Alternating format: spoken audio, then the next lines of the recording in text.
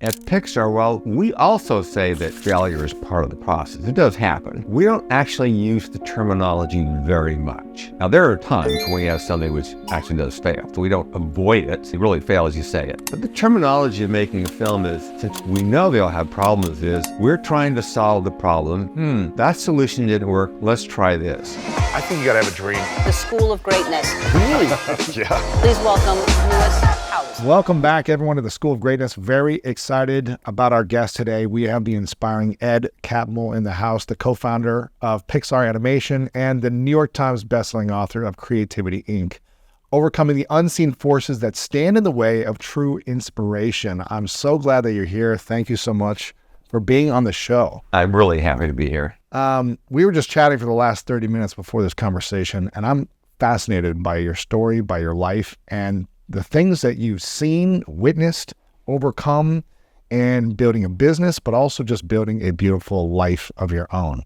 You were surrounded by some of the most brilliant creatives, leaders of industry since you were in college, and you essentially grew up with these individuals in chasing after, envisioning, manifesting, creating a dream of yours to make animated films, which took you a long time.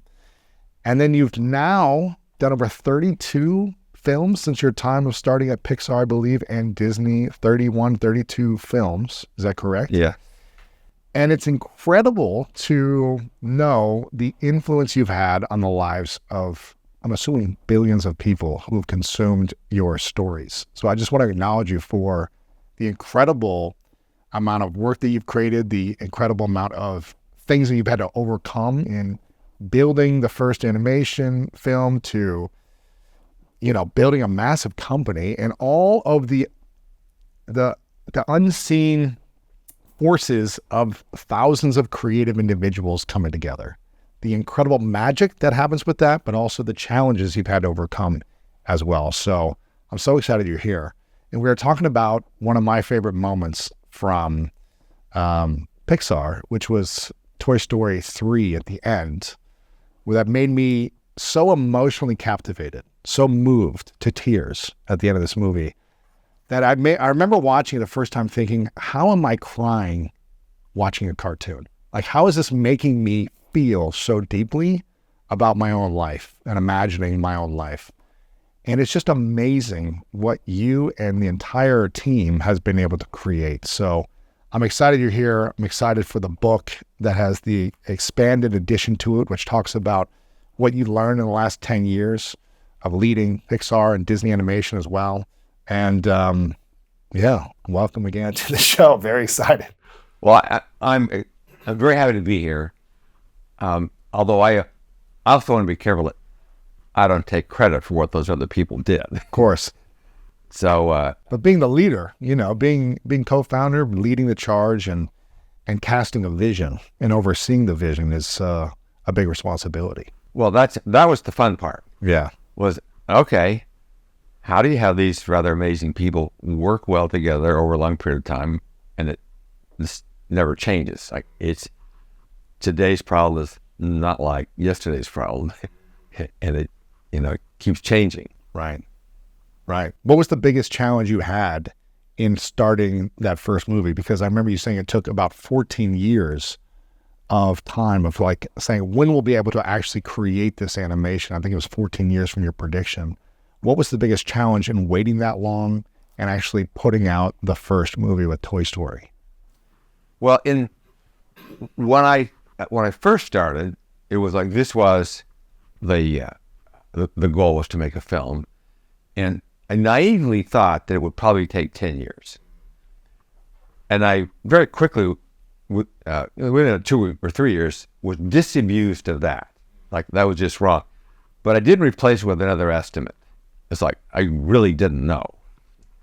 So it was more of, okay, how do I think about the people, how we work together, but also what are the economics of it, and what are the technical problems that need to be solved? Because initially I thought of myself as a researcher. I was thinking in terms of what are the problems that we need to solve to get there. And then while doing that, this is when I was in New York Tech. It was after I left Utah. I also found that because I was now over this group, and I was kind of avoiding actually being the manager of the group. So I was trying to have it both ways. Yeah. I I wanted to be the person who was solving the technical problems, and I kind of liked being a leader, to be honest. So I have these theories about how to manage, and but I also found that I liked figuring out these kinds of problems too. That is, the relationships between people and what made them work was really interesting. So I didn't have to give up one over the other. It's more like a time allocation.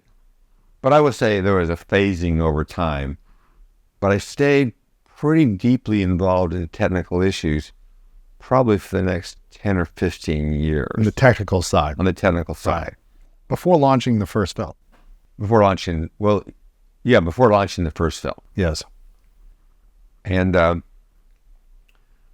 because we had this rather amazing group there, and I worked on having a culture like it was open, and we published everything we did. Now at this point, because we're new in the industry, there were some people who thought we're pretty close, and I just felt like, well, we're not close at all. So some people were secretive about their breakthroughs, and I just thought, well, breakthroughs, schmakethroughs, we're years away. Yeah. So the best thing to do was to publish everything we did and completely participate in this community. And I'll have to say that a lot of my deepest friends come out of academia because we go to the same conferences. We've known each other for 50 years. But by publishing everything, we also became the place to come to. So we were bringing in the best people. And then finally Star Wars happened. And when Star Wars happened, then George Lucas was the first person in the film industry with credibility who thought that technology was going to affect the industry. Like the number one. And believe me, we had tried. And to anybody else, we were utterly and completely irrelevant. It wasn't like they didn't think we could do it. It was they didn't even think about it at all. Wow. So George thought it was going to be possible, so he hired me in because we had this rather amazing group. This is late 70s now? This would have been, late 70s, because I joined Lucasfilm in 1979. Okay. And when I left New York Tech, and I'm trying to create this environment, I realized at that point that half of what I thought was actually worked really well. It became the foundation of what we built on. And half of what I thought was a complete crock. It didn't work at all. Right. But the most important thing for me was that when I went to Lucasfilm, I came away with the insight that about half of what I did was right and half was wrong. I was going to hang on to the things that were right, but I was going to try something new. But I believed that my ratio of right to wrong would probably remain 50-50 and would probably continue to be true for the rest of my life, which I have found to be true. And it isn't as if I can have a way of keeping track. I mean, you don't really know how to put numbers to this, but it felt like the value to me was understanding that I was right, I was wrong more than I thought I was. You were wrong when you thought. Yeah. Yeah. So at Lucasfilm now, it's a new educational opportunity. And George wanted to bring technology into film editing, to digital audio, and into computer graphics. And now it's another educational opportunity because now we've got 3 customer groups, one of whom hated what we were doing. They didn't like the idea of it. So these are the video editors. Now, George knew video editing. He's the one that wanted it, but the person they put in charge of doing it thought it was a terrible idea. Wow. So, okay. So that did not end well, even though we did something which was way advanced over anything else in the industry. We didn't have a customer who wanted to use it. The digital audio had a guy who loved the idea and basically worked with this really well. But the third group was ILM. And ILM was neutral. Their view was, well, your resolution is too low, but if you ever get to be good enough to be used in the films, we'll use it. So now we're the driving force. Our goal is to meet their needs, to be good enough for what they were doing because they were the best in the industry. And if we could make them happy, then we would have succeeded. So we became the driving force, nobody else. So that was our motivation. Right. And those were the kinds of lessons. And the other lesson was that as a representative of Lucasfilm, I got to visit all these different companies, supercomputer companies, Cray, CDC, companies that most people don't either haven't heard of or don't remember, and also the emerging workstation companies. And they wanted to sell to Lucasfilm, so I could go in and talk with the leaders of the companies because they wanted to sell to Lucasfilm because Star Wars was sexy. Yes. And for lunch or for dinner, I'd meet with the engineers because they knew that I was actually a real technical person. And what I found was at every one of these visits, I got two different views of a company in the same day. And I became aware that in a lot of companies, there was like a class structure, not a term they would use. People would never say, well, we're first class here. There are people who say we're treated as second class, okay? But you can see this going on in companies. And I remember thinking, this can't be good. So as we continue to grow, and at some point we began to bring in artists, especially when we became Pixar, then the one thing that was clear to me is we needed to make sure that we didn't have a notion of first class and second class, that we really had to make sure right from the beginning that we gave the message of valuing everybody. And that isn't the same thing as saying that everybody is the same. Yeah. They're not. They have different skills, different capabilities, and so forth. But the notion that some people are better than others or different class, not a good thing. So the basic principle was that you actually make the assumption that everybody can be better. Not the same, but everybody can be better. And that is not a high-risk proposition. It is worth doing. So we were learning as we were going through this. And then we got to the point where George, because he got divorced and his cash position was now completely different, then he needed to sell us. So this is a year-long stressful period for us. I'd say a very stressful period.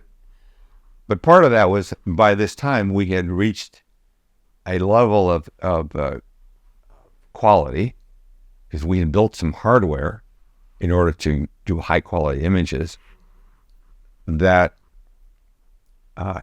ILM was starting to use what we had. And so part of the deal as we spun out was they had the rights to use the software that we had, and they used it in the film. I think the first major one was The Abyss. Although we had done something earlier for them, like for Star Trek, there was that thing where you flew over the planet and it turned lifelike. Sure. So we'd done a couple of things for them, but I found somebody to help run the graphics group. We were never part of ILM, but they needed somebody in ILM as they started that transition to digital technology. Wow. So we were acquired by Steve Jobs. Wow. What year was this now? This would be 1986. 1986. Steve Jobs acquires you. And you'd known Steve before then. Well, I met him once, and then he just disappeared at the time we were now starting to get sold.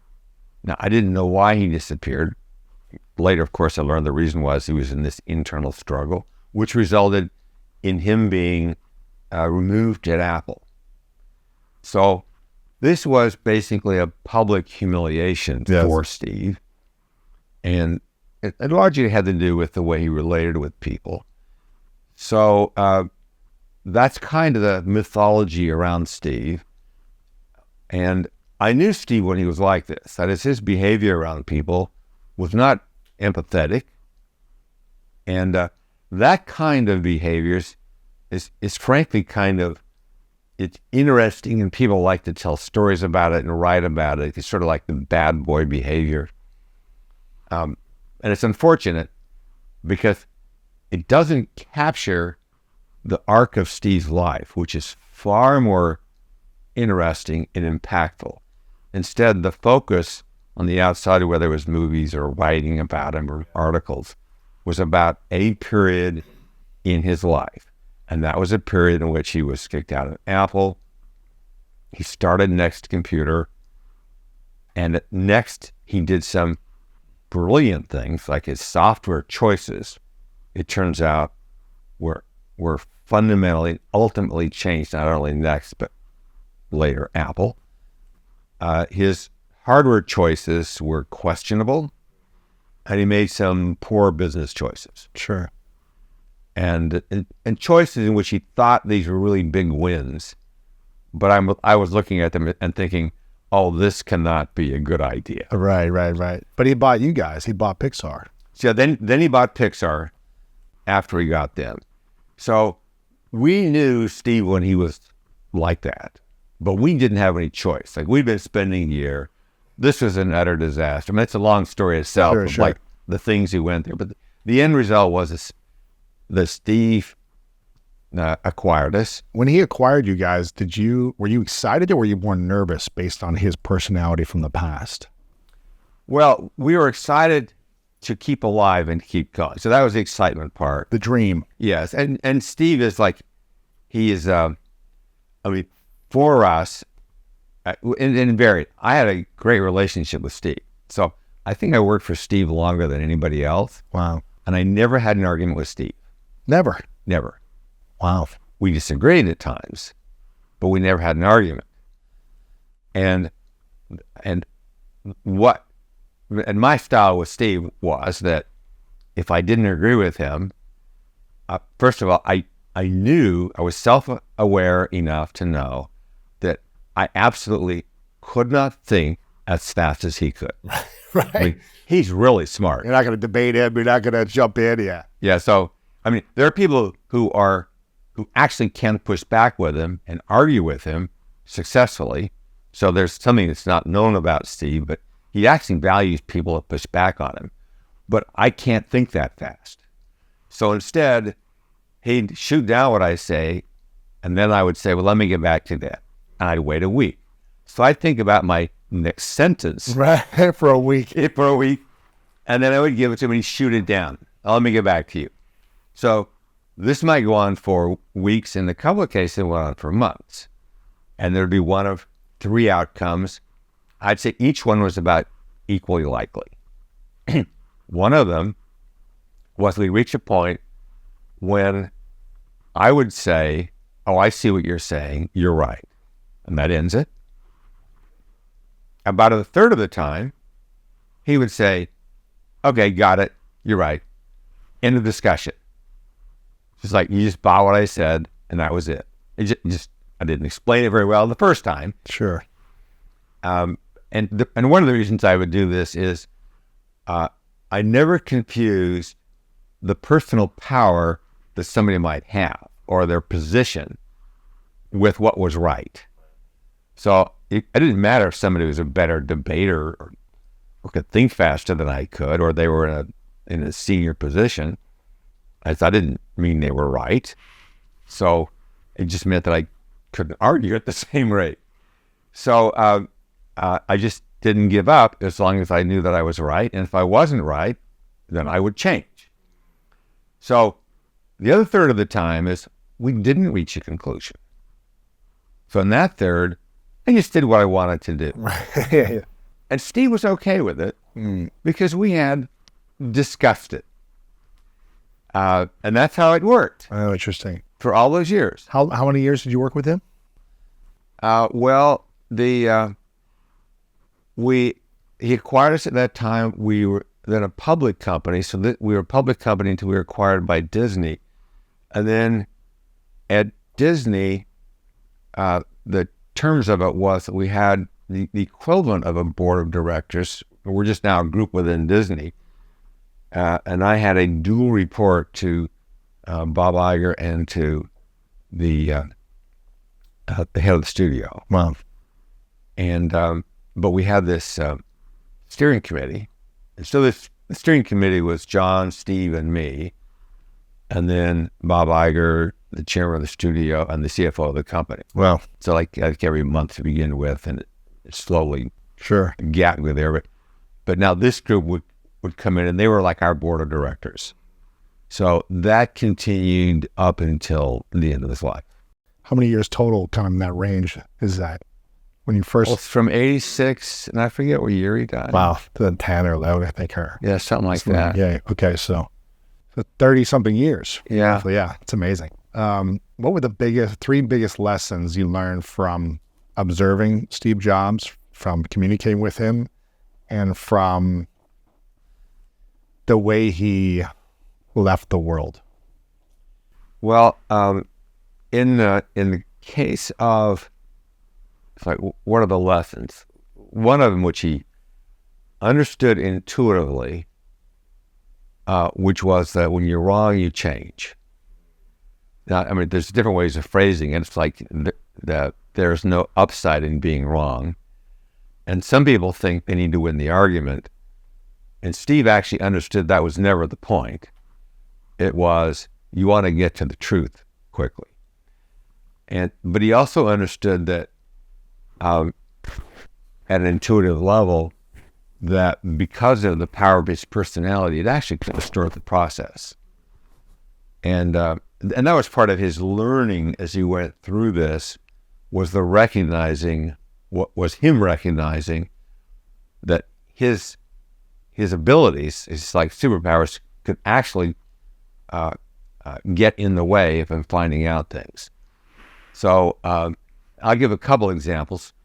One of them, which would surprise people, was that we had a board of directors, because in 1995, at the end, we went public, and this is like a big public offering. We were the second largest IPO of 1995, only after Netscape. And when did Toy Story come out? In 95. 95. So we went public 1 week afterwards. Wow. So when we were doing the road trip, and part of the road trip Showing the movie. was, well, actually it wasn't showing the movie. It was telling people that we had a new technology that was going to change filmmaking. So now it's a complete confidence that this film is going to be a big success. Wow. But he could say to them, nobody else can do this. There isn't anything like it. It's going to change the industry. And we've got the people that changed the technology, and they're doing the content. So that's what this company is. But we're not going to go public until after the movie comes out, because we think that we should show you how big this is. Wow. Before we go public. Smart. So that was what we did for the few months leading up to going public. You were telling a story about the story. Yes. Wow. And that we were going to prove it. And you guys did. And we did. You proved it big. So What was that first week like? Toy Story launches, box office, and then you go public the next week later. What was that week like? It was surreal. What were the numbers of the box office and then going public? Well, interestingly enough, what I remember at the time, because our whole group at the time would go to our computer graphics conference, which is SIGGRAPH, And for the most part, it's showing the newest technology. And we believe firmly, because we made short films, and they were actually, Academy Award-winning short films, and they're quite impactful, but they're short. And people would always pay attention on the outside to the technology. So when the film came out, the biggest question that we had, and everybody was looking for it, and all of the technology people were looking for it, was what are the reviewers going to pay attention to? And what we found was that almost every review, there was at most 1 or 2 sentences about the new technology, and the rest of the review was about the movie. Wow. And that, for all of us, was like, that's the win. It wasn't about the technology. It's about being a great movie. Yes. And if we had done that, and we got people to buy into this world and watch it and feel it, then that was the win. And everybody understood it at every level in the company. Wow. And so that's what I remember, was reading those things to find out whether or not we had really accomplished what we wanted to do. It's incredible. I mean, what I'm curious about is how were you able to tap into the human mind and create emotional connections with audiences through these animations? How was this studied and executed for the last 30 years at such a high level? And how did you do that for that first movie? Well, I will say that for the first movie, there was, it's one of those things where there is some luck in that group that first came in. We had always, in the history of both at New York Tech and then at Lucasfilm and then at Pixar, was to say we really want to hire the very best. And so I would say, well, we want to hire people who are smarter than I am. And I know other people say that, but because like what does that even mean? But it means that you don't want to be threatened by the people that you hire, and they just have to have these extraordinary skills. And so when we were building out our technical group, I mean, they were just really good. I mean, they had passed me in terms of their understanding of the technology. And John understood that too. So when he did his first hires, the first person he hired was Andrew Stanton, and then the second was Pete Docter, and then Joe Ranft came in, and then we brought in really to be an editor, except he turns out to have been like one of the best storytellers ever, is Lee Unkrich. So this is this amazing group of people that came together. And now part of it was we really had established a culture where that this was the right thing to do, is you weren't bringing in, you weren't even thinking about them as, who's going to be second to me? It's like, okay, who's really good? And it turns out that Andrew had this extraordinarily structural sense. So we didn't know that when we hired him. Right. It's just like it emerged because of the challenge. And Pete Docter had this incredible emotional core. Wow. And still does. I mean, so he went on to do Up, Inside Out. It's like getting the emotion right. It's like who he is. And Lee has this actually phenomenal filmmaking sense of, okay, we're doing this, but you really have to get all these pieces right. And then the person that was Sharon Callahan initially, who was thinking about the lighting, and people aren't often aware of this, but the lighting is really important for conveying the emotions. And then the artist that we had, Ralph Eggleston, had a color palette for the movie, because it turns out the basic color changed throughout the movie, and it's this subtle thing that's affecting your perceptions. Wow. So like, this is this amazing group of people. And the interesting thing about it was that none of these people had ever made a feature film before in their life. Oh my goodness. So we hadn't used computer graphics, but they also hadn't done a 2D film. They hadn't done any film. So It's unbelievable. everybody is a beginner. They all had to figure it out. And you're leading them. Yeah. How do you know? I mean, yeah, the emotional, the emotions you're able to pull out of people, in these films, through, you're a technology guy, but through the tech, through the art, through the color, through the lighting, through the sound design and the music, through the tonality of the voice actors, and bringing it all together to create a cohesive emotional story is unbelievable how you guys do this and how you continue to do it. But how did you know how to put it all together? Well, I mean, the way I thought at the time is how do you have a group that works together? Because I'm not a filmmaker.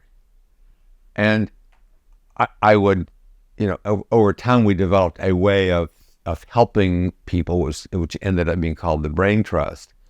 But my view was, when I went to these meetings, was how do we make sure this group works together? Like, what are the things that make it work together and what takes them off the rails? So it was to work out some principles for that. And it's fun to give notes to movie, but the truth was there's only one movie in all those movies that I gave a note that I felt so strongly about that I had to push really hard to get it in there. What was that? It was in Monsters Incorporated. What was the note? Well, the note was, at one point near the end, the monster, Sully, has to scare this dummy, which is being videoed. It's like a training video. And you may recall that when he does this, he then looks up and he sees that the girl's right there.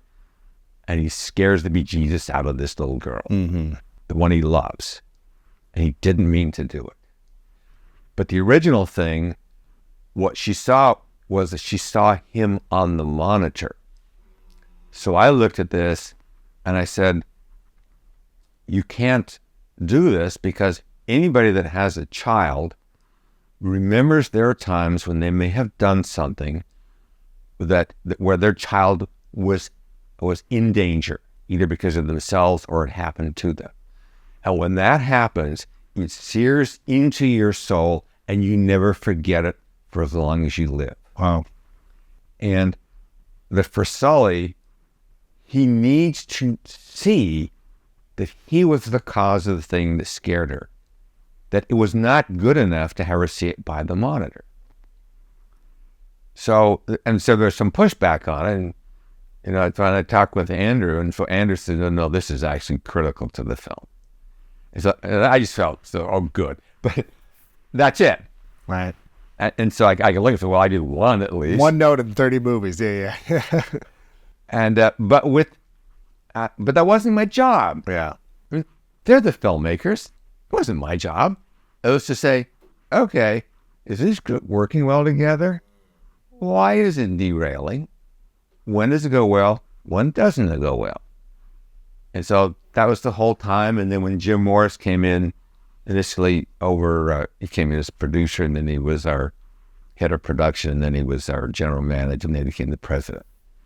It was like, we're both like, we're in there just looking at the process and what works, what doesn't work. Right. And you're just evolving it. Right. Over time. I mean, you got pretty animated during this retelling the story with Monsters, Inc. What movie left you with the deepest amount of emotion when you watched it after it came out or in the process of making it? What was the movie that captivated you the most? I'm sure it's hard to say which one you liked the most, but was there a moment in a movie that really touched you in a way based on your own life experience, different than the other emotional moments in movies? Well, it was, it's a little hard to say because any emotion in a movie connects to watching the people go through this. So I can't even watch a movie in the same way that others do because I'm actually seeing what took place. The creators, the producers, the everything before. That's leading up right. to it, yeah. I mean, they're just, these films all at the beginning have problems. It's just one thing after another. And we go through multiple steps and with different ways of trying to fix the problems. And in fact, it was one of the things I wanted to clarify with the expanded edition of the book was that, I talked a fair amount about,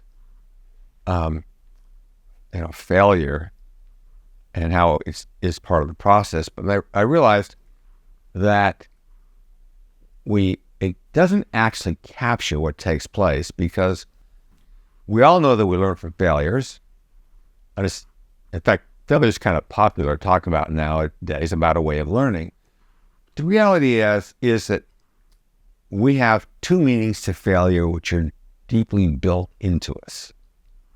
So there's one meaning, which is that we know that we've had failures and we learn from them, and it's part of the process of learning. The other meaning is the one that we got in school, and that is, if you fail a class, it's because you screwed up, you didn't work hard enough, or you're dumb. Right? None of those are good meanings. Right. All right. Now you go out into business, bridges fail, relationships fail, companies fail, and in politics and business, failures are used as bludgeons with which to beat opponents. There is real and palpable fear behind failure. All right. So if we talk about failure, then it is almost possible for most people to emotionally disconnect those two concepts. And so I realized that, since that's what I observed, that at Pixar, well, we also say that failure is part of the process. It does happen. Yes. We don't actually use the terminology very much. Now, there are times when you have something which actually does fail, so we don't avoid it. You have to, if something really fails, you say it. But the terminology of making a film is, since we know they all have problems, is we're trying to solve the problem.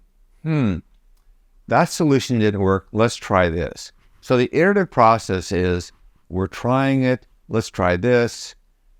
And as long as the team is working well together, even if they haven't solved the problem, if they're working well together, we say, okay, keep going. It's a tough problem. And they know that. They know we have their back. And the only real clue we have that we have to do a major change is if the crew begins to lose the confidence that a leader can actually get them there. They may like the leader. And this is not, I don't like them. It's more like I just don't have the confidence we're going to get there. And those things start to build. So we are aware of some of them because people will come and talk about some of the problems they've got. So you then start off, how do we help the person? How do we supplement them? Could we add somebody to the team to remove somebody? What are the things we can do behind the scene to help them? And if we get to the point where we can't do it, then we'll do a bigger change. And we essentially have failed.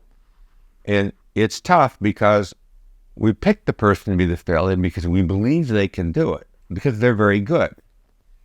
So for them, it's actually a very difficult process to go through.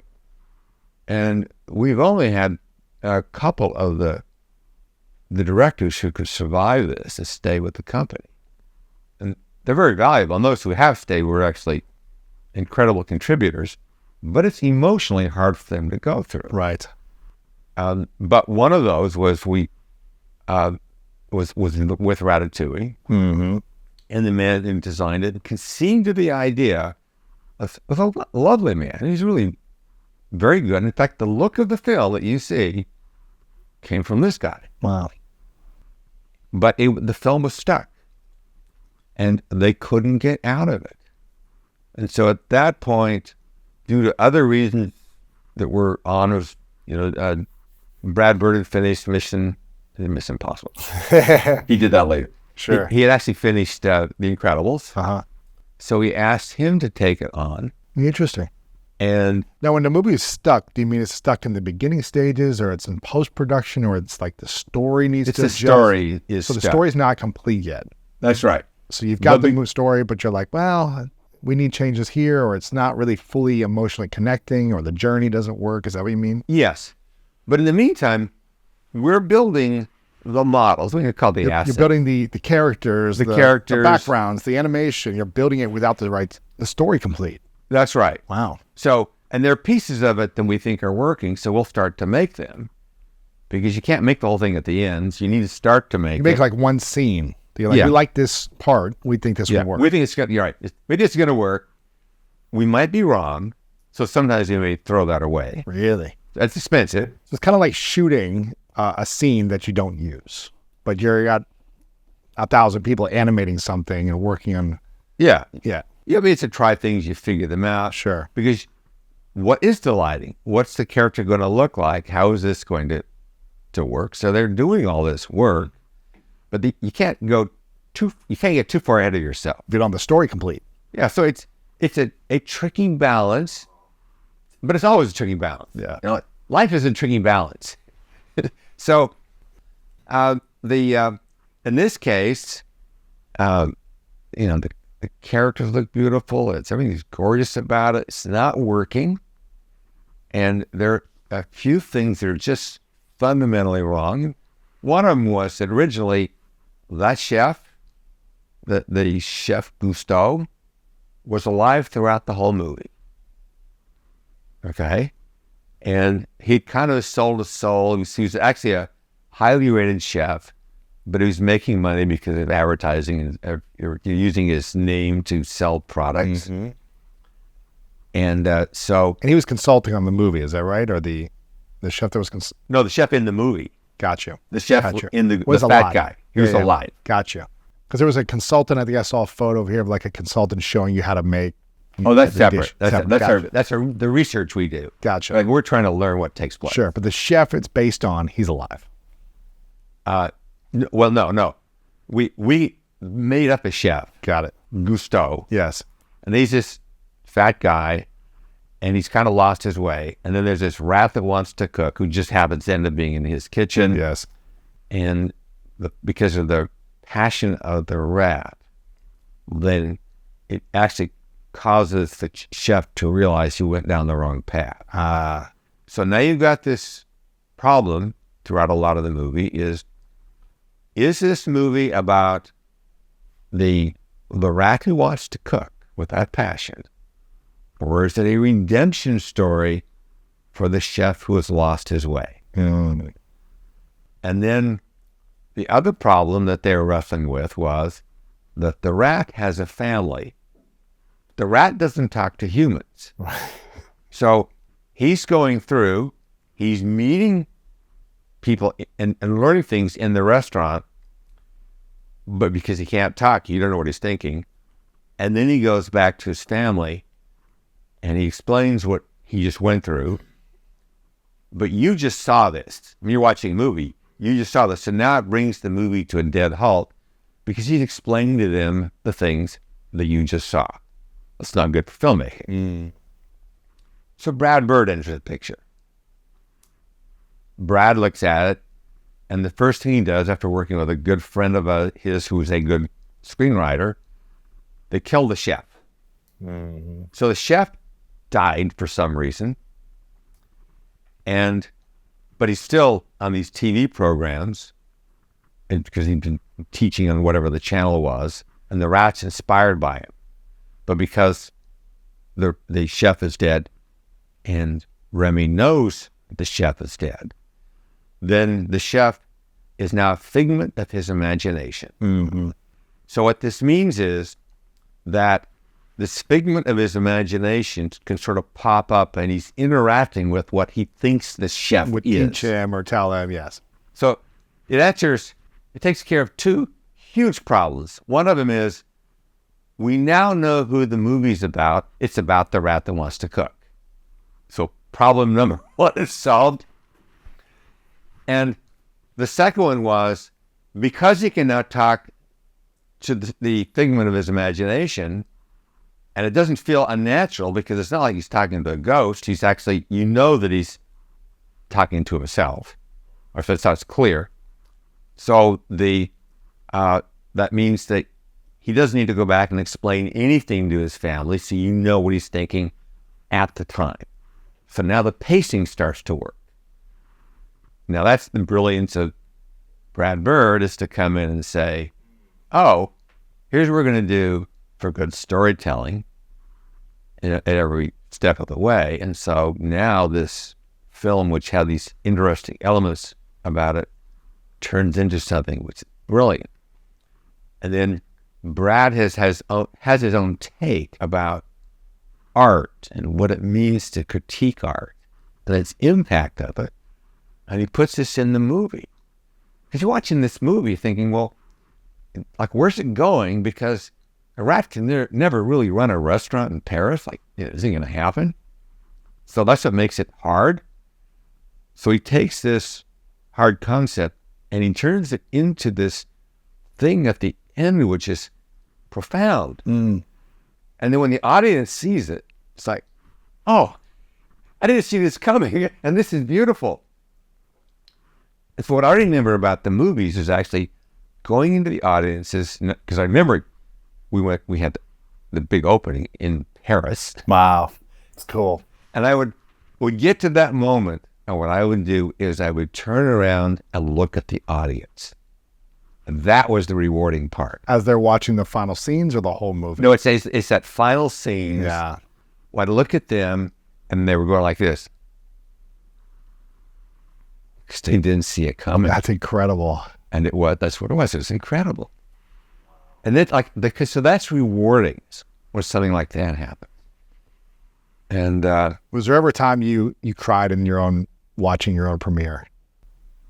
Oh, I did for because of Toy the movie. Story 3. Really? For Toy Story 3, and I did for Coco. Oh my gosh, that's my favorite movie. Coco's I've got a Mexican girlfriend, and so her whole family is from Mexico, and just whenever they come over to our house, it feels like I'm in Coco, in America. And whenever I go to Mexico, it feels like I'm in Coco. So for me, that's one of my favorite movies of all movies. It's incredible. Well, it was Lee Unkrich. It actually created a problem because it was so good that afterwards, Lee says, where do I go from here? It was unbelievable. But you cried in Coco. And incidentally, he directed both of those films. Wow. You cried in Coco. Oh, yeah. What part made you? Well, it was the thing about any good movie of this sort, or the kind of movies that we try to tell, is that you are trying to connect to our own personal emotions, but you're also trying to bring in something new and original.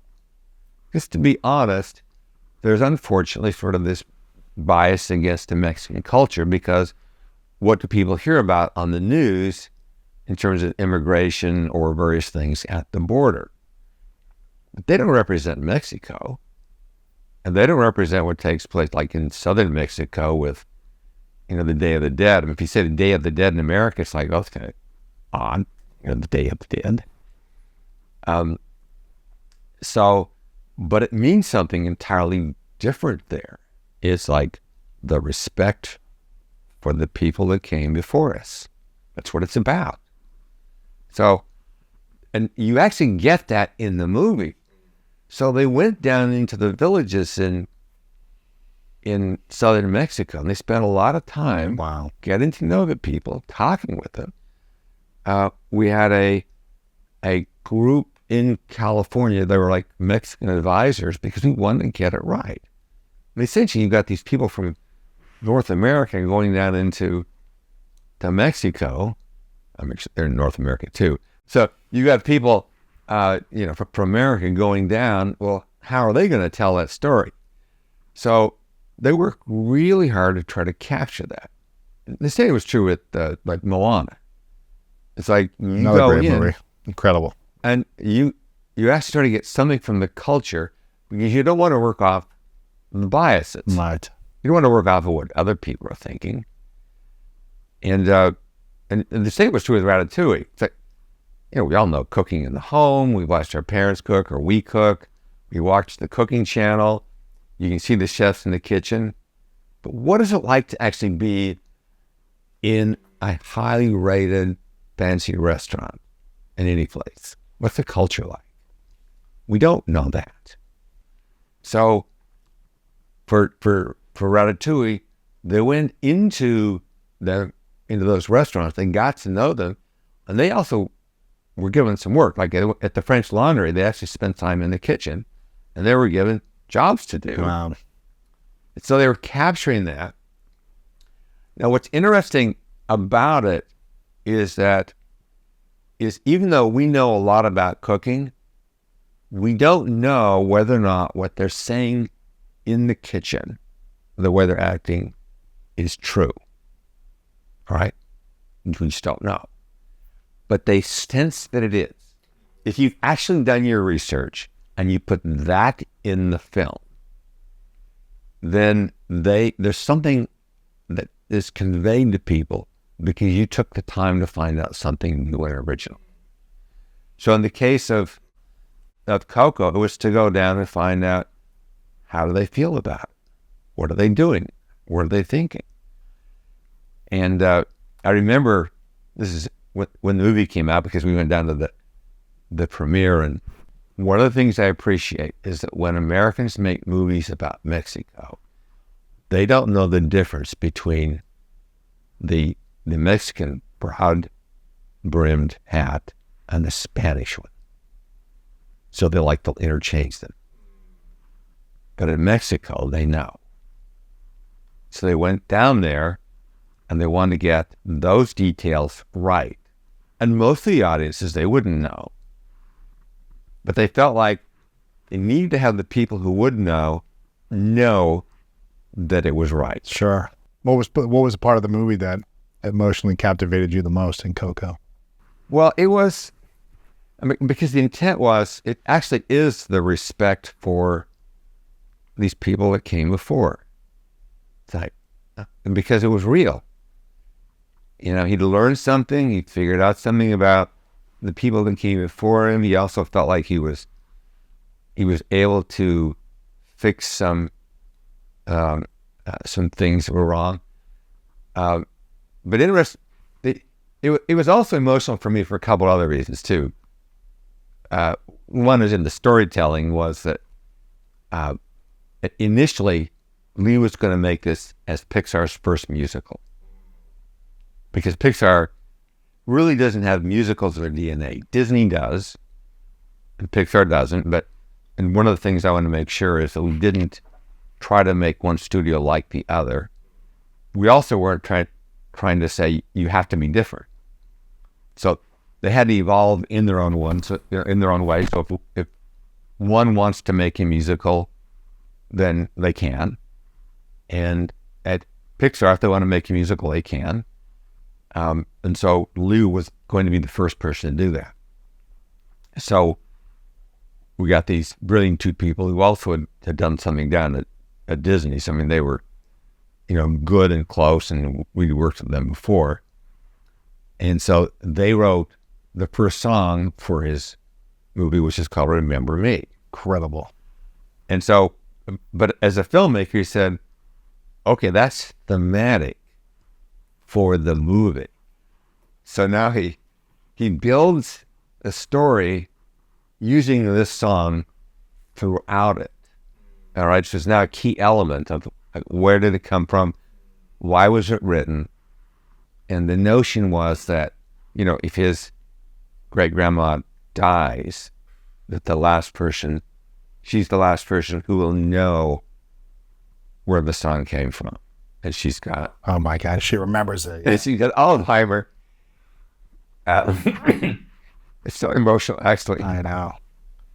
But by playing it, and she remembers, it actually gives him life. So, wow. It's seeing that and conveying that That's beautiful. Makes it powerful. Yeah. And the other interesting thing about the story, which is a separate thing, was like, how did it get started? So one of the things we figured out, it's very early on in Pixar,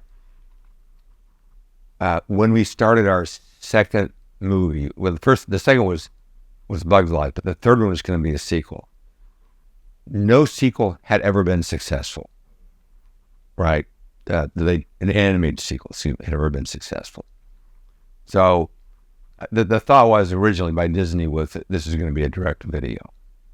So we start to make it, but right away it's clear that the people working on it at Pixar are very upset because to work on a sequel at a studio where we want to have the highest standard of quality means that we're working on something where the expectations is much lower. We don't want to do something where there are low expectations. We want it to be, at a high level. So Disney agreed to that. So we then started to make this film, and we frankly had several problems with it, because we were building on some assumptions that we got from the first film. Because the first film had been built knowing nothing, but we drew some conclusions from it, and some of the conclusions we drew from it were not correct. So we started the sequel based on those assumptions, only to find that we were wrong. And we just uncovered a bunch of things to question or challenge our original ideas. So, and in the process of doing that, we had to restart the movie really late in the game and remake it. It was like a brutal effort to remake this movie. We had to make it 8 months, starting from scratch almost. Oh yeah, it was a nightmare. And we had like a third of our people injured with RSI. Oh man. And but one of the things that came out of that was the realization that the way we were starting films is we were trying to do what other studios do, which was to have a development department looking for good scripts. And so our thought was, why are we trying to copy the model of other studios? First of all, the success rate of films of other studios isn't very high. Low, yeah. So we said, let's do it a different way. So what we did was, we're going to pick somebody who we think can direct a feature film. And then we're going to say to them, pick 3 ideas to develop. So now, the reason we say 3 is, instead of saying, pick an idea that you want to make into a film. Well, what happens to all of us when you do something tough or in school or something like that? You start to bang your head against the wall, you get stuck. So the reason we said 3 was is that if you get stuck, you can switch to a different idea. Right. So they'd have an artist, and at some point they may have a writer come in and work with them. So it's like a really small team spending a year, and there's some help of the development department. We still had the development department, but they were no longer looking for scripts to turn into movies. Their job was to help support this small group. So they read scripts, but all they were looking for was good writers who could join the team, but we never made anybody else's script. We always Started from scratch. Wow. So they would then spend that year going back and forth between their 3 ideas. And at the end of the year, they would come in, the 2 or 3 people who were now the leaders over this, and they would pitch it to the creative leadership of the company, say some of the other directors. So there may be like 10, 12 people in the room. These 3 ideas. The 3 ideas. And the way this works is, there's a story room, which there's a table in the middle, and so essentially you can hold like 12 people in the room. And there are 2 long walls, and there's storyboards along the wall, and they would cover them up. So they'd put the material, the conceptual ideas for the film on the wall, and they'd take like 20, 25 minutes, present the idea, then be a brief discussion on it.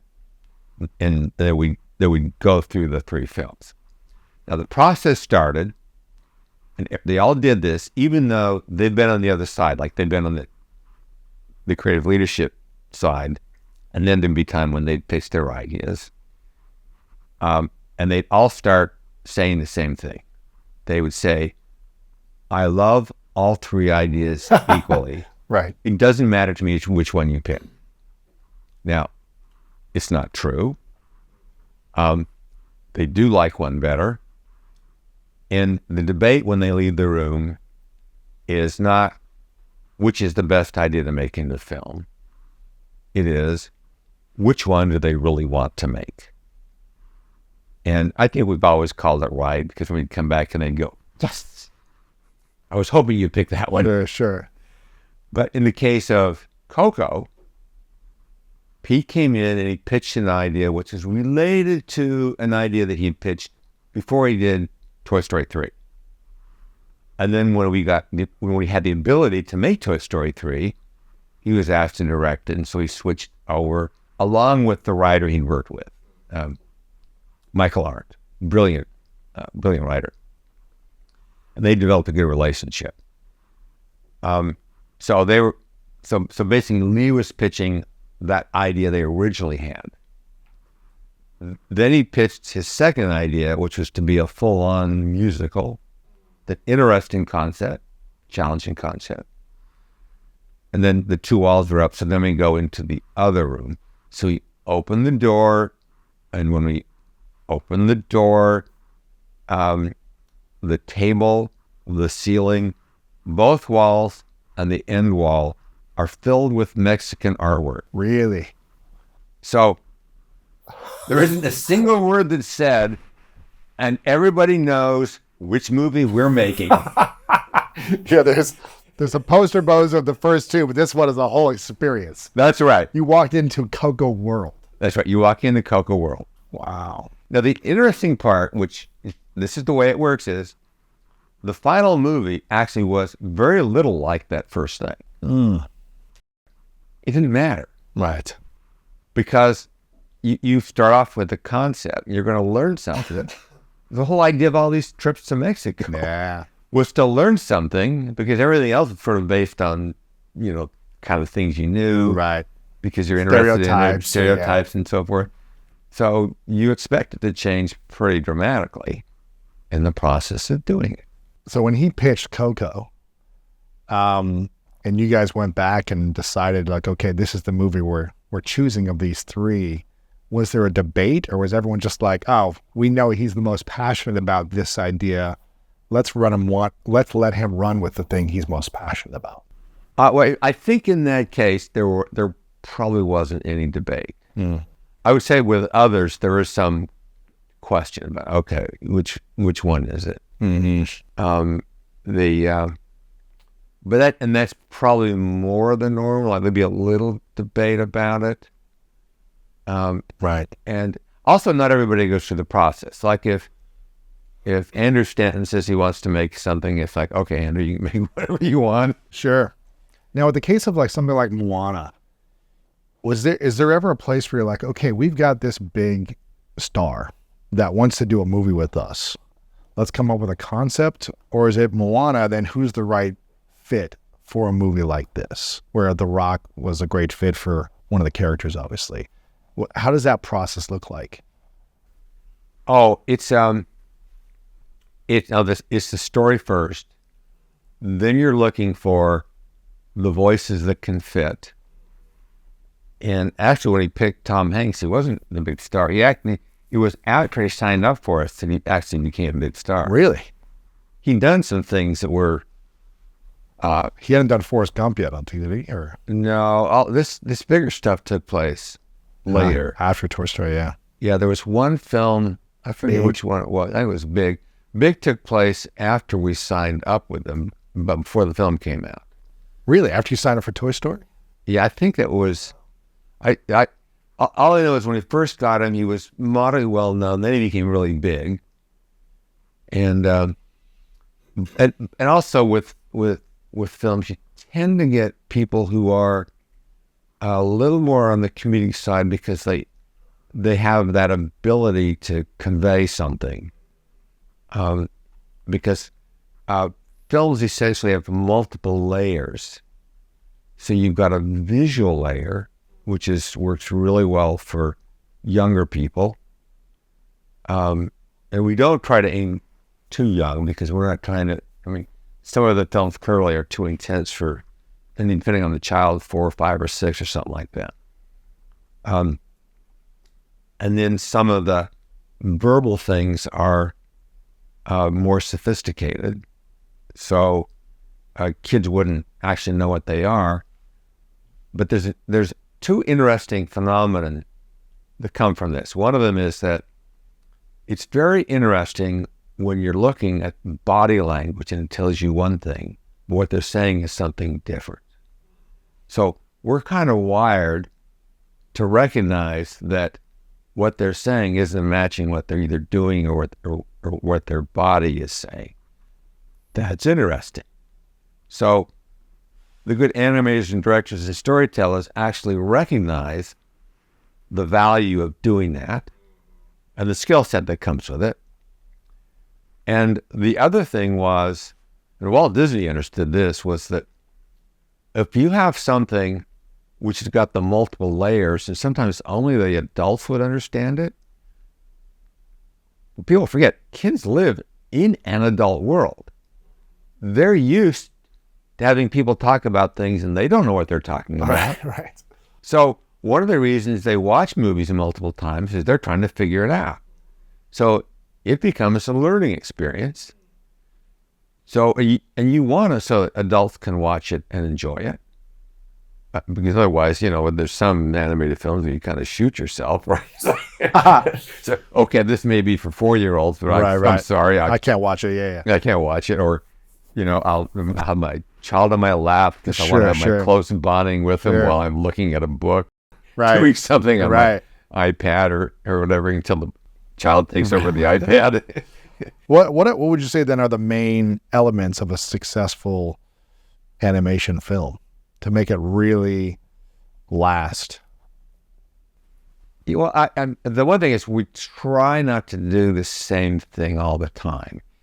And it was, it's one of the things I try to convey in the book. It was actually really hard.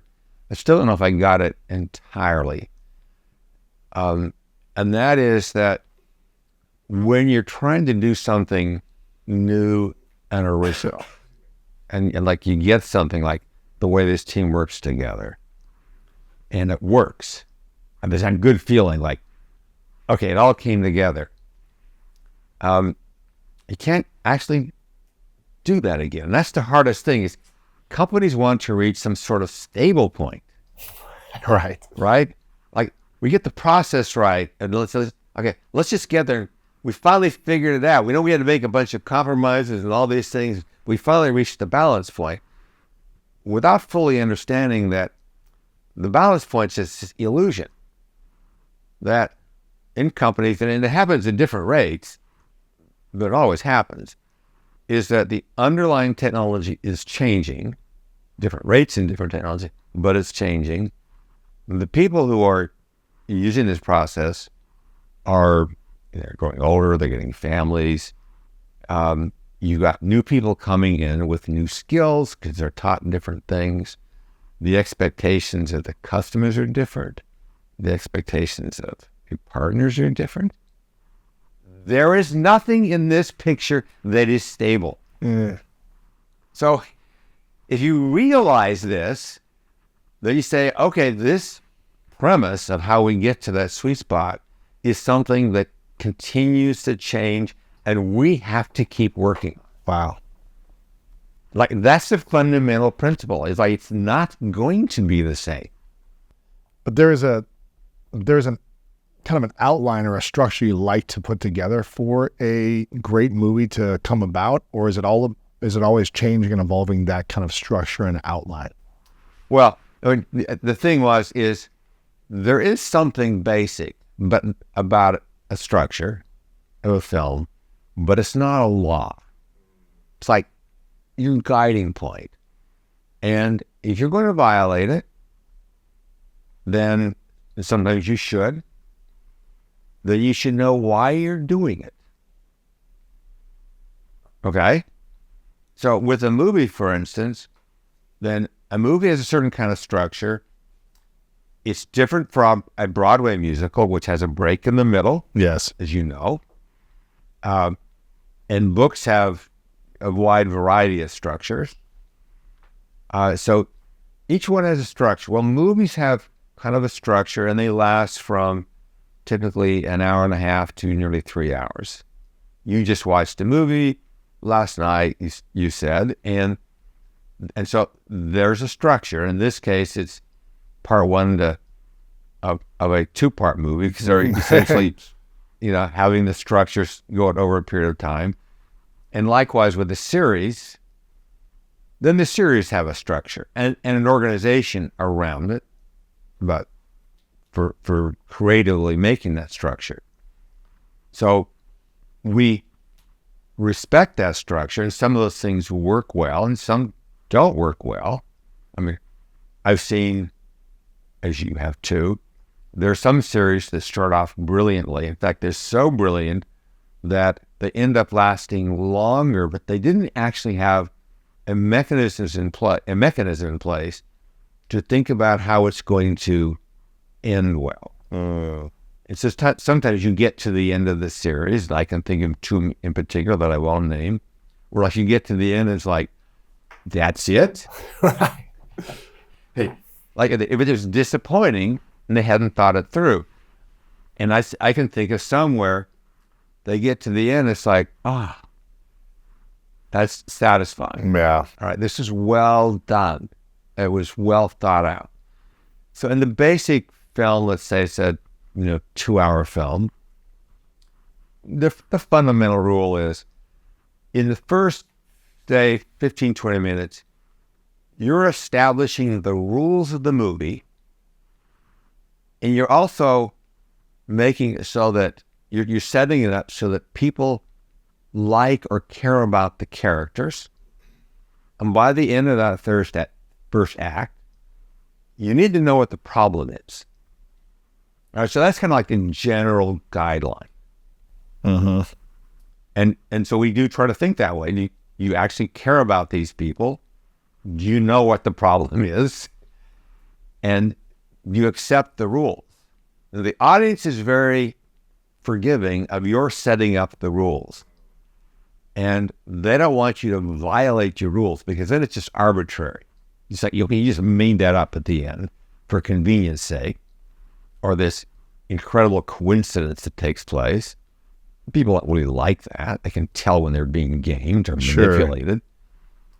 So, but if they buy the rules, then they're okay. And I think the first time this is actually made clear to us was on our very first movie, which is Toy Story. Because we had this debate all this time, because essentially the toys are talking with each other, and then people come around, they all drop to the ground. So, I mean, think about it, all right? That's pretty weird. Like, why does that work? And so in the end, the decision was, we're just going to do it, and the audience will buy it, because those are the rules of the world. And that's what happened. But basically, they knew that toys don't talk to the kids, and then they just fall down, they don't talk. So that's the rules of the world, the rule of the world. So the only time they did it, but it was more because of the little shock value, but it also didn't feel arbitrary, was when Woody turned his head around to the boy and actually, through the voice box thing, said something to him. The boy freaked out. Okay, so all this is keeping in mind, like, what are the rules of the world? How do they adhere to it? And then, and for the subsequent films to it, Right. Those are the rules. That's what they stuck to. Yeah, that's great. So, like say, and the point was, okay, is the audience will accept it, but they don't want you to screw with it after that, unless you've got a darn good reason. Right.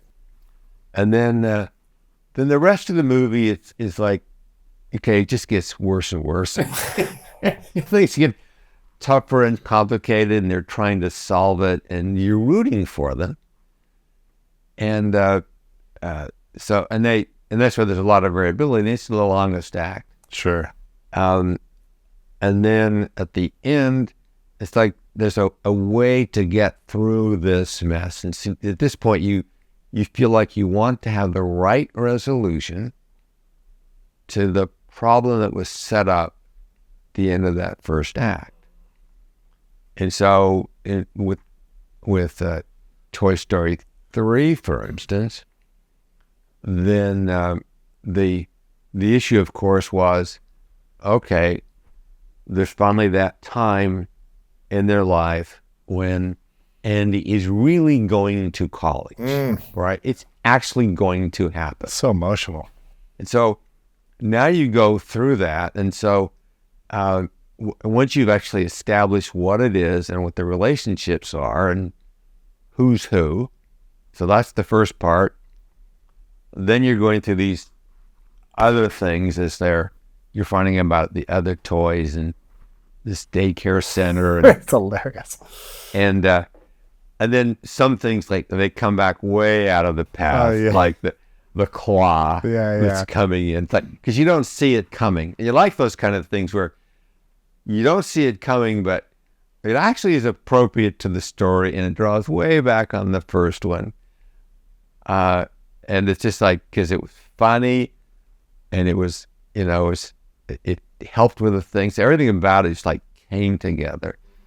And then they get back in the end, and then it's like, now he's really going to college. Oh. And so what do they care about? And Who are we do they gonna- care about? And are we going to get in the wrong car or whatever it was? Like, aren't they going to get taken to the daycare or something at the end also? Or Yes. yeah. So there's a lot of, And then he forgot the box, and maybe they're not going to go anywhere. Or yeah, so it's like, and it's finally getting it together.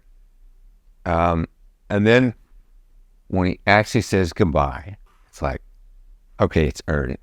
It's earned. And then also for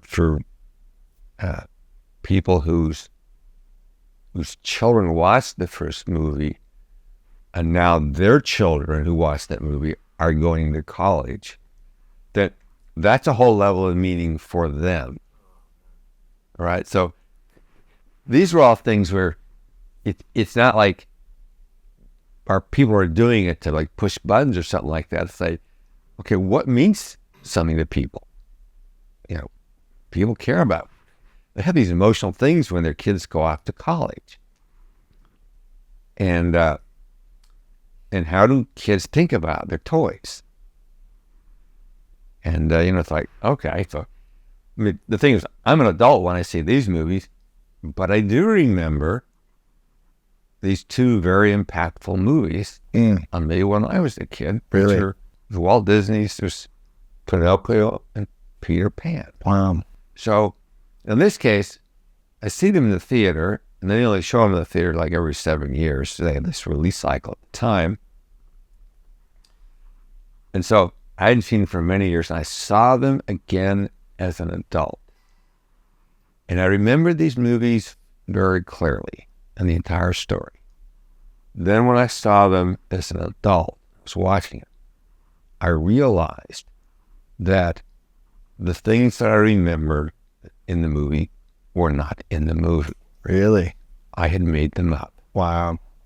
That the child in me had actually gone back and filled in all this stuff. And this was in my head for all these years. Huh. And now I go back as an adult and say, oh, that's what it did to me when I was a kid. It stimulated something in me that was very powerful. And so I can't experience that anymore, but say, okay, but I can see what it does for other people. And if you do this right, what it means for them. I could ask you stories about all these movies and all the emotions that came from it. This is beautiful. One of the things that I love about the book, Creativity Inc., which I want everyone to get a copy of, and the expanded edition specifically, is the innovation and the creativity that you guys created as a company, but also, you're telling me these stories now, and people are watching and listening about how you captivate audience with story, emotion, the right teams, animation, the music, all these things, lighting, everything. But you also created an emotional connection in your culture at Pixar. You talk about a lot of these things in the book. And obviously, in the expanded edition, you talk about how you still don't have it all figured out. You're still figuring it out and evolving, and things are changing. And I don't think there's a perfect company that has everything figured out. But you were able to build a culture that emotionally captivated and had people bought into the vision, to the mission, to the values, and to what they're working on consistently. How are you able to do both with the culture and the team that you had, emotionally captivating them, but also emotionally captivating in the movies you made to audiences around the world? Well, the main thing was the belief that if culturally they got it right, then the other things would follow. The team. Yeah, the team. Yeah. And it was getting that team right was the most important thing because, as I mentioned, I'm not actually the filmmaker. Right. And while I had this goal of making a film, I was never trained in filmmaking, and I probably know more about it just observing others, which I find fascinating. But for me, the fascinating thing was, okay, how are they affecting each other? How are they supporting each other? So like we had a research group, for instance. So we had different technical groups. There were people working on the films, which is sort of like really short term. What do we need to do to get this film done? There's some people who are supporting the software. There's some people that are building software in the future. So they had different time horizons. We sometimes will take on a big long-term project, which fairly high risk.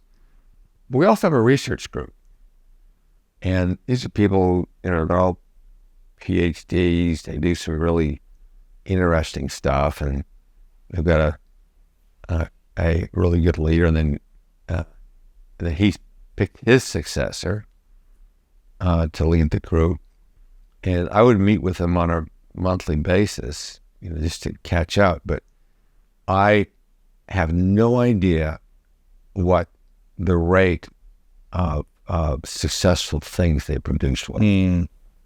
Never checked, never asked, didn't need to. The only thing I knew was that I wanted to spend time with them, and because they knew more than I did, it was just to always give the message that I valued what they did. Mm-hmm. Because I knew that the reason they were there was they wanted to make a difference for the films. So they would try different things. If they didn't work, they just stopped doing it and they move on to something else. I didn't need to keep track of anything. I can count on them and what they wanted to do to make the right decisions because that's who they were. It's like, that's what you really want, is you want people in there, and they will figure it out because it is hard. It's always hard. And it's like, I can't even answer their questions. And there are all kinds of questions, like in the production or the emotions and all that. It's like, what would it mean for them to ask me for it? If I were ever in that position, that would have meant I really screwed things up. Wow. And the thing emotionally I felt the best about at Pixar the entire time I was there was when we would have meetings on tough problems, and we would come away from the meeting and we didn't have the answers, but I felt so great because in those meetings, they weren't looking at me or to Jim to say, what are you guys going to do? Or what should we do? It's like they owned the problem. It was their studio. Yeah. If it's theirs, then they act that way. Wow. That's the best place you can be. It's like they own it. That's It's cool. theirs. Yeah. I wanted to ask you a question about money and art. When you were building the business of Pixar and wanted to make a movie, which was really the dream of yours for a long time, were you also thinking about making money and how to build a profitable business? Or was it more of just how do we make beautiful art and bring it to life using animation? Well, when we started, and this actually started when I was at New York, when I was at the University of Utah. So like the foundation was laying, and this is really early on. All right, this is before there were chips or Intel microprocessors and so forth. And the basic principle was that things were going to change exponentially, and I did understand what that meant because we talked a lot about it. But I later became aware that most people didn't actually have a good concept of what that meant because it's not an intuitive thing. I mean, that isn't something you learn on the savannas. So, but I was sometimes surprised to find that people didn't know that. So that was kind of built into an initial understanding. But it also meant that you had to build as if things were going to be different in the future. Now, the implication for this was that there was going to change the costs of things. So right away, even at New York Tech and then at Lucasfilm, I was thinking about this has to be economically practical. Mm-hmm. Because if you're going to do something big in the world, then it's big because it impacts a lot of people. It only impacts a lot of people if there actually is some monetary value or economics, because a lot of people are using it. Mm-hmm. Either a lot of people are buying it or they're watching it in this case. But it always seemed obvious to me that was fairly important. So when I got to Lucasfilm, and George wanted us to bring technology into the industry, we had friends who were competing with us, and they had the same goals that we did, and we knew it. And but in the case of one of them, they bought a Cray 1 supercomputer, and the Cray 1 supercomputer cost $10 million. And we just did, as one of the co-founders of Pixar, he came out later, but we're still Lucasfilm, is Alvy Ray Smith, just did this sort of brief calculation, which was, okay, if we make certain assumptions about what we probably will need, then we will need the equivalent of 100 Cray 1 computers, not one. Crazy. And since they cost $10 million each, then and the cost of these 100 would need to be 1/10 the cost of just one. Then the implication was that we needed to wait. But we did understand that it was going to change. So the implication was that at the rate of the changing in the chips, which is called Moore's Law at the time, based upon his observation about the rate of change, that was probably going to take 14 or 15 years before it would be economically practical to do. So this was actually an economic decision. It's like, nobody's going to use this if they can't afford it. And didn't take brains to see that. It was just duh. Sure. So you wait. And but we also knew that we had a lot of problems to solve. And along the way, there were other things we knew we had to solve. We had to be able to make really complex images. And so one of the things we did in this chain of things to get ready was to come up with a new way of rendering really complex images. So this ultimately led to RenderMan, which is now the primary way they make images in motion pictures today with this thing we developed. But it was really saying what kind of complexity, and the state of the art at the time was 40,000 little polygons in a picture. And we said, well, okay, what are we going to need for a picture? We probably need 80 million of these polygons. So we had to think in a very different way. So the whole idea was to say, if the world is going to have a lot more power in the future and a lot more memory, and it doesn't exist now, then how do we think about it in preparation for that time? Sure. But it wasn't one of those things like we're being unrealistic, because we're marrying the complexity with the realism that we have to wait before it will have the impact. But this we can do. So we tried to be smart about why we spent the resources and how that affected the other steps along the way to get there. Right.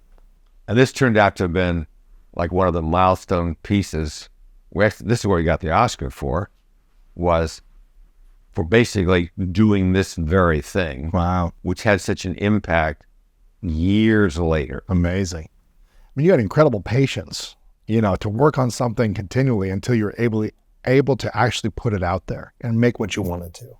Yeah, I didn't even think of it as patience. I just thought of it as like, okay, let's not be smart about it, because if you don't do anything, you don't prepare, you get left behind. Yes. Okay. If you go too fast, then you fail for the wrong reasons, or you waste the money. All right. So that's between the skill and Charybdis, right? Sure. This is the rock and the hard place. Sure. The ultimate one that's like, okay, but where do you go between them? And it's not easy, but you are continually balancing and adjusting this. Right. And the truth is we developed, and we started to develop skills. We knew we needed to bring in artists. We brought in artists and started to make short films and started to get more skills in different areas, because we knew that we needed it. But we're still saying, hey, this is how long it's going to take. And there reached this interesting time, this is around 1991, because we had this really good relationship with Disney for different reasons, having to do with the software that we had written for them for coloring their cells, but we had always had a good relationship with them. And we had these award-winning short films that Peter Snyder, who was the president of Disney Animation, said, we would like you to do a 3D film. Wow. So he came to us. And I said, we're not quite ready yet. We don't think the economics support it yet. So we're going to do a half-hour television special first. I was thinking like the step at a time. Incremental, yeah. So, but at this point, Peter said correctly, he said, if you can do a half-hour short, you can do 75 minutes. And It was like, for me, it was like, yes, you're right. We can. Wow. So that was, now you're off by a factor of 3. So, okay, now we can manage a factor of 3. It's different than a factor of 10 or 100 or 1,000. Right. So it's like, but it's that calculus is, when is the time to do it right? It's a calculus you see with virtual reality or with self-driving cars. Is you say, okay, so this is possible. The rate of technology is going to be possible. Okay, when's it going to happen? What other things have to take place? What are your obstacles that are in the way? And if you call it wrong because you carried away, then you disappoint people, and you find that it costs more money than you thought. And if you call it like too conservative, then somebody else does it. Okay? Right. So it's not easy, but you do have to think about it, which means that in your team of people, you need to have that group of people who can work together to figure things out. Right. Wow. And incidentally, Steve was very good at that. Yeah. I read a book recently about the making of the iPhone, it was weird because it bracketed, it was a criticism for Steve of taking credit for things, which is bizarre because that isn't what Steve did. What people miss about Steve was he kept people in Apple, and he wanted people who disagreed with him. So first of all, he did something which is unusual for the head of the company, which is to say, our business model, because of the laptop, is going to change. So we need to prepare for a different business model. So at that point, he said to his people, okay, we're going to move to the iPad. The people around him did not agree. So they convinced him that he should do the phone first, and then he agreed with them. Wow. All right, so they convinced him. The same people said, you should make the App Store open. In this case, he didn't agree, and he didn't make it open when he first announced it. But within a few months, they essentially were saying to him, you were wrong. And he said, yes, you were correct. I was wrong. So then they opened it up. Wow. Okay. Now, the interesting thing was he wanted the people to push back. Now, that didn't mean one side was always going to win the argument one way or the other. But the point is, they were there because he wanted those people there who were going to push back. Wow. Now, that's powerful. And that's a confidence to say, I need people who aren't going to agree with me. Wow. Speaking of powerful people with opinions in leadership, you partnered with, worked alongside some of the most inspiring leaders of our generation with Steve Jobs, George Lucas, Bob Iger, and many others.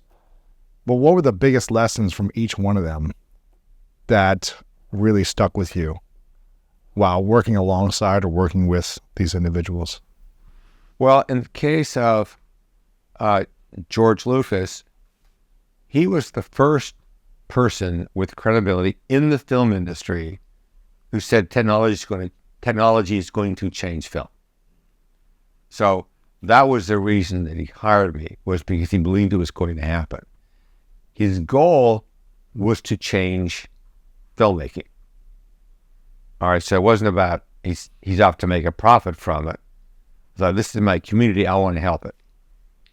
Now, at this time, I had this belief that we should publish everything we did. So I get to Lucasfilm, and from his point of view, it's like, oh, that's a great thing to do because we want to help everybody.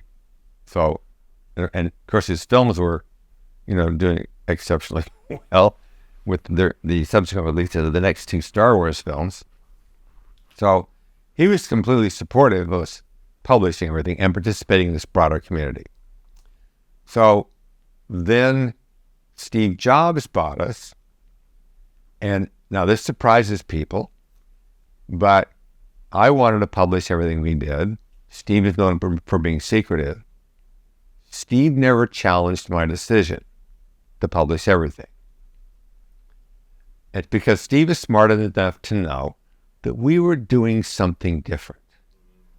This wasn't about the secrecy of the technology. This is all about how do you get the best people. That was what it was all about. How do you get the best people? And you get the best people by this engagement, this relationships you have with these people that are out in the world. Some of them which are competitors. It doesn't matter. It's like, how do you do that? So for Steve, it was support, but also for Steve, it was like watching this change in his life. The change that's not understood by many because they hear the stories of the early days, but what I saw was that behavior from his early days was the way it was when he was first at Pixar. And then he was learning from the things that didn't work. Well, then they didn't work at the first version of Apple when he was there.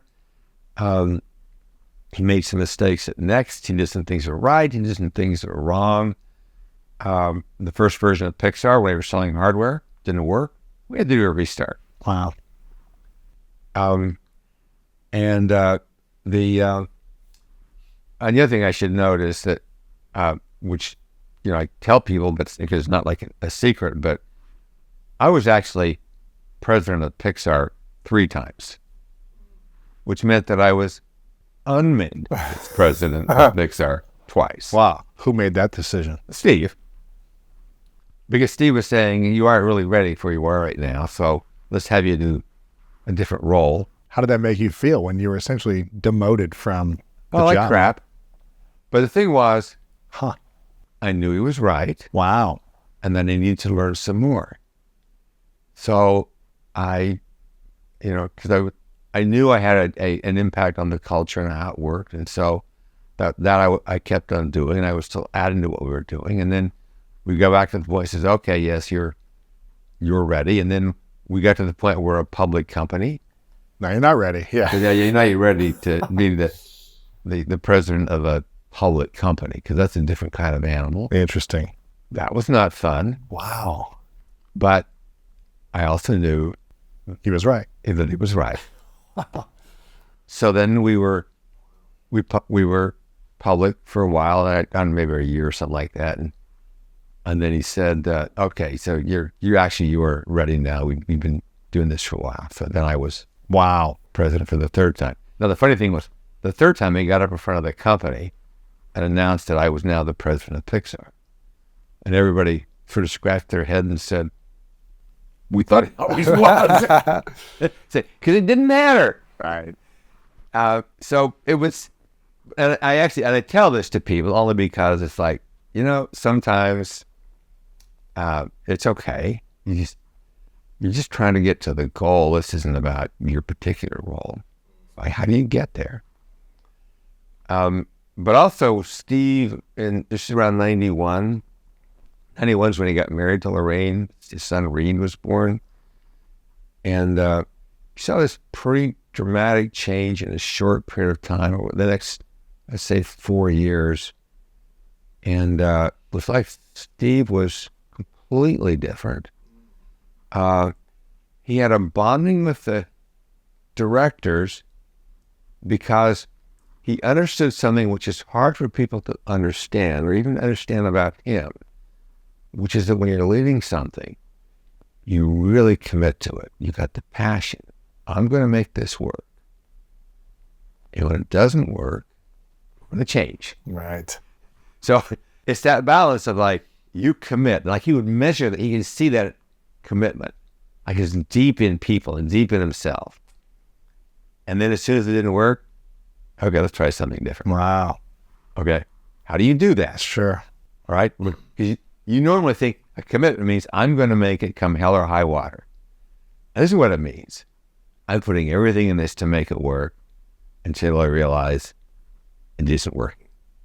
And I got to change. I got to change. Wow. All right. So, and he made this comment once, like if he ever came back, he thought he ought to come back as a Pixar director. Wow, that's cool. But so it was watching him, and also his relationship with Lorraine, because his view was he's focusing on building the company, and that after he died, that Lorraine would do good things with the money, which is what she's doing. Right. That's great. So it's actually pretty impressive. That's great. I'm sure you've got endless stories about Steve Jobs and the impact he's had in your life. Oh, then the other thing was when we went into Lucasfilm, into Disney acquired us, and so basically as we went through this, I did something which was not everybody agreed with was the right thing, which is not to merge Pixar and Disney Animation and to keep them as 2 separate studios. For me, this is like, okay, this is the ultimate test of these ideas. Wow. Can we apply them to a group where I don't know the people and have them be successful? I remember actually reading that in Bob Iger's book about, that deal going down where there was kind of 2 separate studios working together. I think in the end of his book, he talked about that. Yeah, the thing was, that Bob supported me in that decision because that was the first major conflict I had. Was one of the other leaders there was pretty adamant that it not be done. And I had my reasons why I wanted to do it, and I guess they weren't obvious. Like, if you got 2 companies in the same business, why would you have 2 pipelines? Why would you have 2 research groups? Why would you have 2 marketing groups? Why would you have 2 finance groups? And for me, the answer was, well, if you've got a fast-changing business, you're better off having the companies who can move quickly, but also they don't represent an existential threat with each other, so they can trade information with each other without feeling threatened by them. So, and so the rule was, well, they couldn't do production work for each other, all right, because that's like a bailout. Like, they really had to solve the problems. But when it came to ideas, they could beg, borrow, and steal from each other, but they didn't have to. And because of that, they shared ideas. They openly shared each other. They would call each other. That's cool. And they self-organized into a conference to share information. That's cool. And all of a sudden, whoa, we've got these amazing things are happening. Yeah, that's cool. And biggest lesson from Bob? Well, it was actually, the biggest lesson was just, he understood that you support the creative element. And if you think about it, Disney became this the most successful studio for several years, and they produced fewer films. So one is if you produce fewer films, then there's more energy put into the quality of each one. But the other was they actually had 5 studios. So there was Marvel, Lucasfilm, Pixar, Disney Animation, and their live action group. And each one produced 1 to 2 films per year. Now, if you're only doing 1 to 2 films per year, now you're putting all your attention on this. And so the quality level goes up. And you produce more, but you do it in a way that you spread the ownership of the success. Wow. To me, that was brilliant. 2 final questions for you. Again, I want people to get the book, Creativity Inc., the expanded edition. Make sure you guys grab a copy, give them to your friends, your teams. This is going to be really helpful for you in your creative endeavors, but also in being a part of an organization that is creative and is working towards a positive working culture. So make sure you guys get a few copies of this book. This is a question I ask everyone towards the end of our conversations. It's called the 3 truths. I've asked you about lessons from other people, experiences in your life and working at Pixar. I'm curious if you could imagine a hypothetical scenario that you get to live as long as you want. You get to accomplish and do all the things you want to do, but it's your last day on Earth, many years away. And for whatever reason in this hypothetical world, you've got to take all of your content with you. This book isn't around anymore. We don't have access to this. Hypothetically, the movies you're a part of, we don't have access to anymore. This conversation is gone. But you do get to leave behind 3 lessons from your life experiences to the world. And that's what we would have to remember you with these 3 truths. What would be those 3 truths for you? Okay, I think one of them is what I have thought about, which was that trying to figure out what I did is an act of separation. And that fundamentally, the connection I have with other people is the connection is who I am. I'm not separate from the others. The second one is that it's really easy to state values, easy to state our goals, and those statements actually mean nothing. They have nothing to do with what we actually do. And that living our lives is what matters. The words don't. And number 3? And number three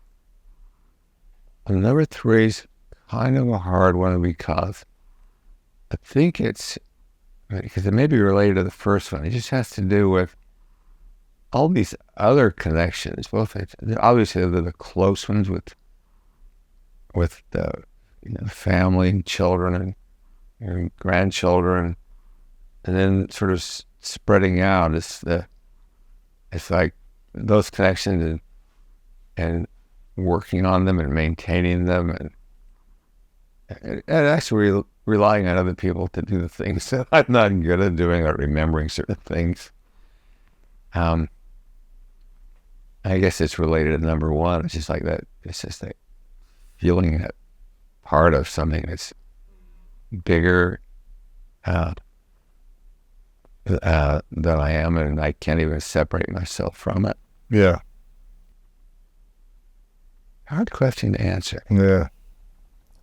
The school of greatness, not the school of average, trying to get you to think a little. I'm excited about this book and the expanded edition. I want people to get the copy of the book. They can go online and get it. The audiobook is great as well if you guys want to listen to the audiobook.